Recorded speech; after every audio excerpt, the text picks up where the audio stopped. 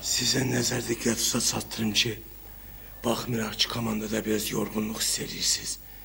Fikir verdiniz, axırıncı 10 dəqiqədə də o yorğunluq açıq bir üzə verdi. Ancaq bundan belə yadınızdan çıxmasın.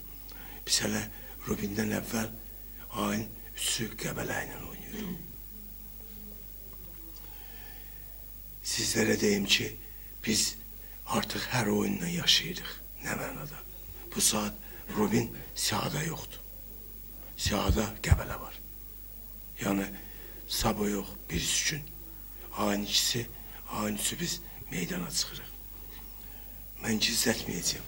Çox sıx qrafikimiz var. Və sıx grafikin olmaqla yanaşı əlimizdə qədərincə material yoxdur.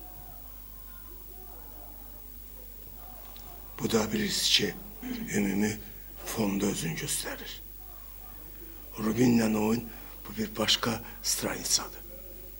Ancaq böyük komanda oynadı, aktivini işğal yazdı.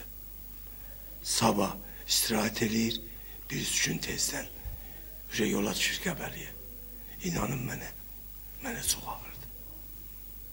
Yəni, komandanı motivasiya, konsentrasiya olduqca ağır başa gəlir. Fikir verirsə, Neftçi xüsusən də birinci sahimdə qol bıraxan ekibin Neftçinin xatırladırdı. Ancaq qoldan sonra bir balaca ajotaj yarandı.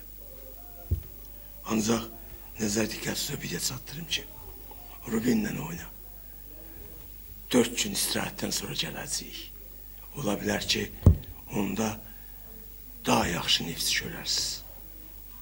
Bu günləri əgər mənim ixtiyarımda 3 dənə Palnaçenli futbolçu olsaydı, inanın mənə, biz qrupda da əziyyət çəkməzdik. Əlavə.